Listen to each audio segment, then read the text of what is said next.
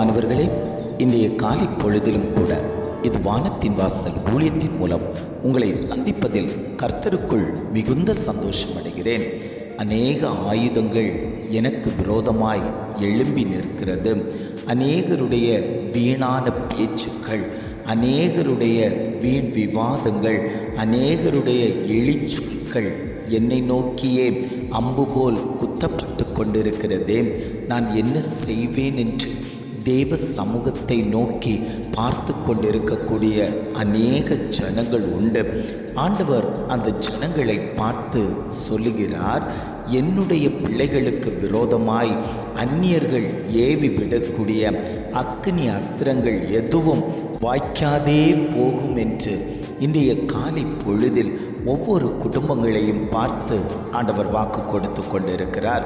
இன்றைய காலை பொழுதிலும் கூட ஆண்டவர் நமக்கு தரக்கூடிய நல்ல வார்த்தை என்னவென்றால், ஏசாயா 54 அதிகாரம் 17 இவ்வாறாக சொல்லுகிறது, உனக்கு விரோதமாய் உருவாக்கப்படும் எந்த ஆயுதமும் வாய்க்காதே போ.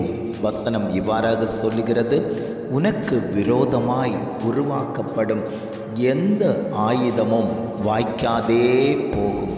ஆண்டவர் ஒவ்வொரு குடும்பங்களையும் பார்த்து சொல்லுகிறார், உங்கள் குடும்பத்தில் சத்துருக்கள் ஏவி விடக்கூடிய எந்த ஆயுதங்களும் வாய்க்காதே போகும். கர்த்தராகிய தெய்வத்தை நீங்கள் முன்னிறுத்தி வைத்திருக்கிறதுனால எந்த சத்துருக்களும் உங்கள் குடும்பத்தில் எழுப்புவதில்லை, எந்த சத்துருக்களும் உன்னை நெருக்குவதில்லை, எந்த சத்துருக்களும் உன்னிடத்தில் வருவது இல்லை. காரணம் என்ன தெரியுமா? நீ ஆராதிக்கிற தேவன் உன்னை தப்புவிக்க வல்லவராய் இருக்கிறார். அந்த தெய்வம்தான் உன்னோடு சொல்லி கொண்டிருக்கிறார், உனக்கு விரோதமாய் உருவாக்கப்பட்டு கொண்டிருக்கக்கூடிய அநேக சவால்கள் உண்டல்லவோ, அநேக மதில்கள் உண்டல்லவோ, அநேக பொறாமைகள் உண்டல்லவோ, அநேக எரிச்சல்கள் உண்டல்லவோ, அவைகள் உன்னை மோதி அடிப்பதில்லை. பெருங்காற்றை போல, பெரு வெள்ளத்தை போல உனக்கு விரோதமாய் எழும்பி கூக்குரலிட்டு கொண்டிருக்கக்கூடிய அநேக சக்திகளை நான் முறியடிப்பேன் என்று ஆவியானவர் திட்டமும் தீர்மானமுமாய் குடும்பங்களை பார்த்து ஆண்டவர் வாக்கு கொடுத்து கொண்டிருக்கிறார்.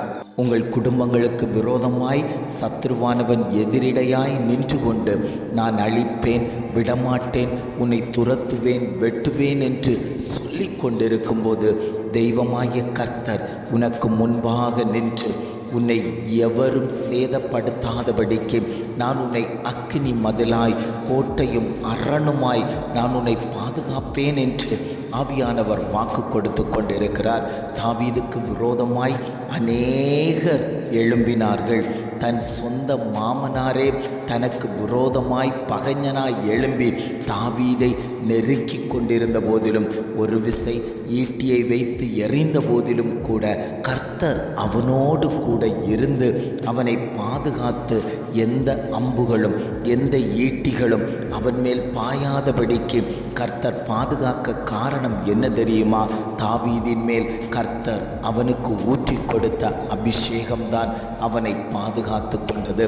அவன் கர்த்தரை மகிமைப்படுத்தி கொண்டிருந்தான். எப்பொழுதும் ஆண்டவருடைய துதியின் சத்தம் அவன் வாயில் ஒலித்து கொண்டே இருந்தது. அவனைத்தான் ஆண்டவர் உயர்த்த ஆரம்பித்தார். ஆயுதங்களோ பராக்கிரமத்தின் சக்திகளோ அவனை சேதப்படுத்தவில்லை.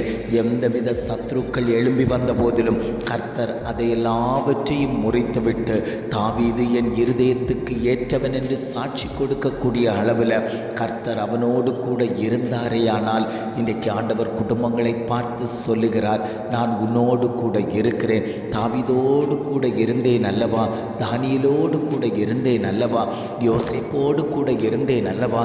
ஒவ்வொரு பரிசுத்தவான்களோடும் கூட இருந்து வழிநடத்தின தெய்வம் இன்றைக்கு உன் குடும்பத்தை பார்த்து சொல்லுகிறார், உன் பிள்ளைகளோடு கூட நான் இருப்பேன், உன்னோடு கூட இருப்பேன், உன் தொழிலில் நான் இருப்பேன், உன் ஊழியத்தில் நான் இருப்பேன். நான் இருக்கும்போது எந்த துஷ்ட சக்திகளும் உங்களுக்கு விரோதமாய் எழும்புவது இல்லை என்று ஆவியானவர் திட்டமும் தீர்மானமுமாய் ஆண்டவர் குடும்பத்தை பார்த்து வாக்கு கொடுத்து கொண்டிருக்கிறார். எத்தனை பேர் ஆண்டவரே இந்த வார்த்தை எனக்கு தானப்பா, இந்த வார்த்தை என் குடும்பத்துக்கு தான் ஆண்டவரே, இந்த வார்த்தை என் பிள்ளைகளுக்கு தான் ஆண்டவரே, அநேக சக்திகள் எனக்கு விரோதமாய் எழும்பிக் கொண்டிருக்கிறார்கள், நான் அதிகமாய் ஜெபிக்கிறேன், தேவ சமூகத்தில் போய் அமர்ந்து கொடுக்கிறேன், ஆனாலும் அந்த சக்திகளை முறியடிக்க விடாதபடிக்கு பெரிய மதில் போன்ற கட்டப்பட்ட பெரிய சுவர்கள் எனக்கு முன்பாக நின்று கொண்டிருக்கிறதே, எரிகோ போன்ற மதில்கள் நின்று கொண்டிருக்கிறதே, இந்த செங்கடல் போன்ற மதில்கள் நின்று கொண்டிருக்கிறதே, இதை எப்படி தாண்டி போவேன்? அநேக பிரயாசங்கள், அநேக கண்ணீர்கள், அநேக வருத்தங்கள், அநேக வியாகுலங்கள் எல்லாவற்றையும் தேவ சமூகத்தில் ஊற்றி கொடுத்திருக்கிறேனே, ஆண்டவர் இதை கேட்டாரா கேட்கவில்லையா என்று பல கேள்விகளோடு இருக்கக்கூடிய உங்களை பார்த்துத்தான் ஆண்டவர் சொல்லுகிறார், உனக்கு முன்பாக நிற்கக்கூடிய எரிகோ போன்ற மதில்கள் உடைக்கப்படுகிறது. இந்த காலை பொழுதுல உன் குடும்பத்துக்கு விரோதமாய் எதிரிடையாய் ஏவி விட்டு கொண்டிருக்கக்கூடிய பொல்லாங்கனுடைய கிரியைகள் அழிக்கப்படுகிறது, மாந்திரீக கட்டுகள் உடைக்கப்படுகிறது, பில்லி சூனியத்தின் ஆவிகள் உடைக்கப்படுகிறது, உன் பிள்ளையை பலவீனப்படுத்தி வைத்திருக்கக்கூடிய அந்தகார இருளின் வல்லமைகள் உன் குடும்பத்தை விட்டு வெளியேறுகிறது. மூத்த மகனுடைய காரியத்தில் கர்த்தர் அற்புதத்தை செய்ய போகிறார். உனக்கு விரோதமாய் அநேக ஆயுதங்கள் ஏவி விட்ட போதிலும் அந்த ஆயுதங்களை எல்லாம் முறியடித்து நான் உன்னை ஜெயமாய் நடத்தி கொண்டிருக்கிறேன் என்று ஆவியானவர் திட்டமும் தீர்மானமுமாய் ஆண்டவர் குடும்பத்தை பார்த்து ஆண்டவர் பேசிக் கொண்டிருக்கிறார். எத்தனை பேர் வாஞ்சியோடு ஆண்டவரே இந்த வார்த்தை எனக்குரிய வார்த்தை தான், அநேக ஆயுதங்கள் என் குடும்பத்தில் வந்தது தான், ஆனாலும் கர்த்தர் என்னோடு கூட இருந்ததினால அந்த ஆயுதங்கள் எல்லாம் முறியடிக்கப்பட்டு நான் ஜெயமாய் இன்றைக்கும் நின்று கொடுக்க கர்த்தர் அந்த கிருபையை கொடுத்ததற்காக நன்றி என்று எத்தனை பேர் சொல்லுகிறீர்களோ அத்தனை பேருக்கும் அந்த அபிஷேகம் விழுந்து கொண்டிருக்கிறது. உங்கள் பிள்ளையின் மேல் அந்த அபிஷேகம் விழுந்து கொண்டிருக்கிறது, உன் புருஷனார் மேல் அந்த அபிஷேகம் விழுந்து கொண்டிருக்கிறது, உன் குடும்பத்தின் மேல் அந்த அபிஷேகம் விழுந்து கொண்டிருக்கிறது. அநேகர்கள் உனக்கு விரோதமாய் எழும்பி அநேக வார்த்தைகள் சொல்லி கை சூண்டி பேசினார்கள் அல்லவோ, அவர்கள் மத்தியில் உன் தலை உயர்த்தப்படும் என்று ஆவியானவர் பேசிக் கொண்டிருக்கிறார். நீ விழுந்து போகக்கூடியவள் அல்ல, நீ விழுந்து போகக்கூடியவன் அல்ல, எழுந்து நிமிர்ந்து நிற்கக்கூடியவனாய் நான் உன்னை மாற்றுவதற்கு உன் குடும்பம் எழுந்து நிமிர்ந்து நிற்கும். இனி எந்த பலவீனங்களும் உன் குடும்பத்தில் செயல்படுவதில்லை. ஆவியானவருடைய மகத்துவம் உன் குடும்பத்தில் அதிகமாய் உலாவிக் கொண்டிருக்கிறது.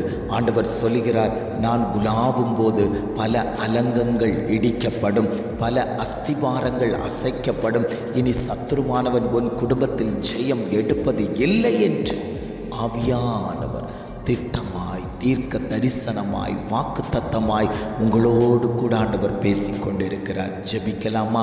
அன்பின் பரலோக பிதாவே, இந்த காலை பொழுதுக்காக நாங்கள் உமக்கு நன்றி செலுத்துகிறோம். ஆண்டவரே, இந்த காலை பொழுதிலும் கூட ஆண்டவர் எங்களுக்கு தந்த நல்ல வார்த்தைகளுக்காக நாங்கள் உமக்கு நன்றி செலுத்துகிறோம். ஆண்டவரே, உனக்கு விரோதமாய் உருவாக்கப்படும் எந்த ஆயுதமும் வாய்க்காதே போம் என்று அழகான ஒரு வாக்கு தத்தமான வார்த்தை தந்தீங்க. ஆண்டவரே, எங்களுக்கு விரோதமாய் எழும்பக்கூடிய எந்த ஆயுதங்களும் வாய்க்காதே போகும்படிக்கு நாங்கள் ஜெபிக்கிறோம். ஆண்டவரே, நாங்கள் திடனாய் பலனாய் உம்முடைய சமூகத்தில் காத்திருப்பதற்கு கர்த்தர் எங்களுக்கு இரக்கம் பாராட்டும்படியாய் நாங்கள் ஜெபிக்கிறோம். ஆண்டவரே, இதை கேட்டுக்கொண்டிருக்கக்கூடிய ஒவ்வொரு குடும்பத்தையும் கர்த்தர் பலப்படுத்துவீராக, திடப்படுத்துவீராக, அந்த குடும்பங்களை கர்த்தர் ஆளுகை செய்யும்படியாய் நாங்கள் ஜெபிக்கிறோம். ஆண்டவரே, சத்துருவின் கிரியைகள் அழிக்கப்படட்டும், பொல்லாங்கன் இனி அங்கு செயல்படக்கூடாது, கர்த்தருடைய மகிமை அந்த கூடாரத்தில் தங்கி தாபரிக்கட்டும். ஆண்டவரே, இருள் மாறி வெளிச்சம் உண்டாக கடவுது என்று சொன்னபோது அந்த இடத்துல வெளிச்சம் உண்டானது போல ஒரு தெய்வீக பிரசன்னம் அந்த குடும்பங்களை ஆளுகை செய்யும்படியாய் நாங்கள் ஜெபிக்கிறோம். இம்மட்டுமாய் வழி நடத்தினவர் இனியும் நீர் அவர்களை வழி நடத்தும்படியாய் நாங்கள் ஜெபிக்கிறோம். எங்களை தாழ்த்தி தருகிறோம். துதி கன மகிமை எல்லாம் உமக்கே செலுத்துகிறோம். மீட்பர் இயேசுவின் மூலம் ஜெபிக்கிறோம் பிதாவே. ஆமென், ஆமென்.